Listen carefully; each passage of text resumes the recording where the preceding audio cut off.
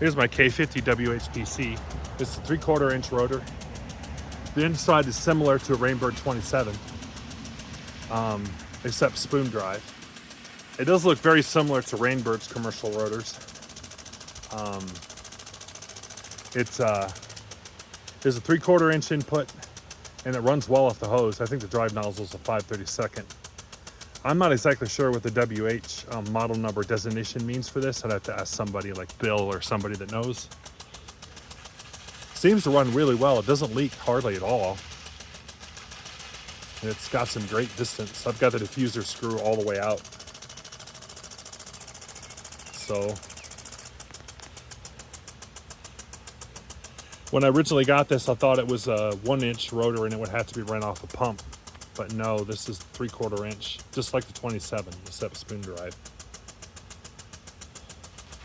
It still runs very well for being as old as it is. I got it off Facebook Marketplace. A lady in Oregon had 3 of them they were trying to sell, and I just got 1. It looks like a cast iron case too. It is kind of heavy. But it's a hot day today. It's definitely good to get out and get wet. It's like almost 100 heat index. I'm gonna go this flashlight really quick.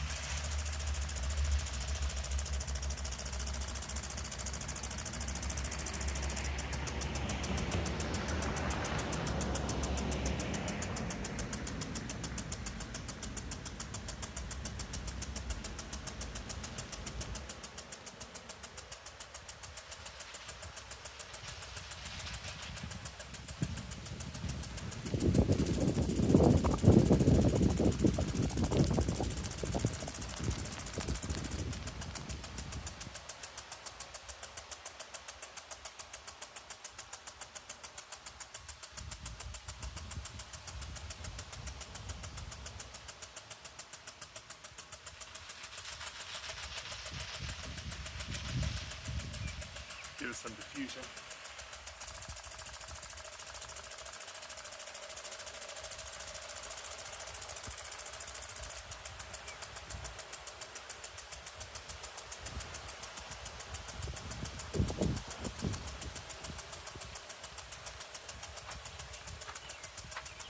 The funny part is, the listing said this could be used for golf course. Unless you got a really small golf course, you'd have to have a lot of these out there because of the small nozzle and the input size on this rotor.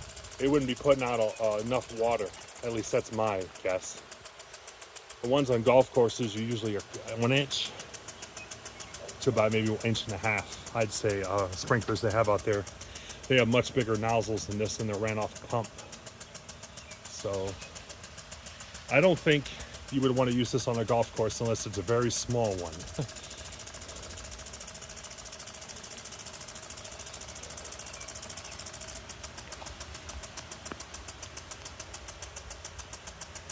Sure does feel good to get wet by it though. It's really hot today.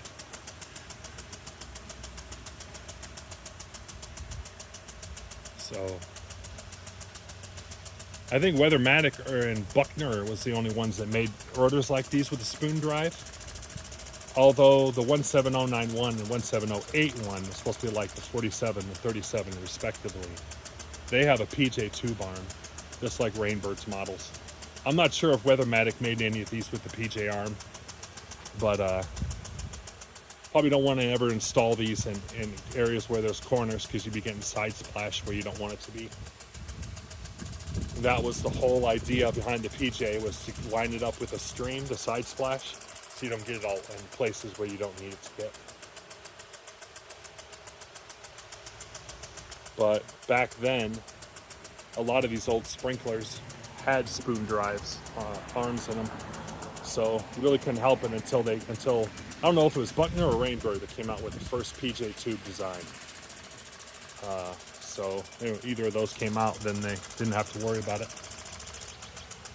This is a pretty good rotor. I guarantee this is probably last still for a long time. I have not serviced it. All I did was just set it on the thing, on the pipe, and turned it on, and just the arc. So thank you for watching. Comment, like, subscribe.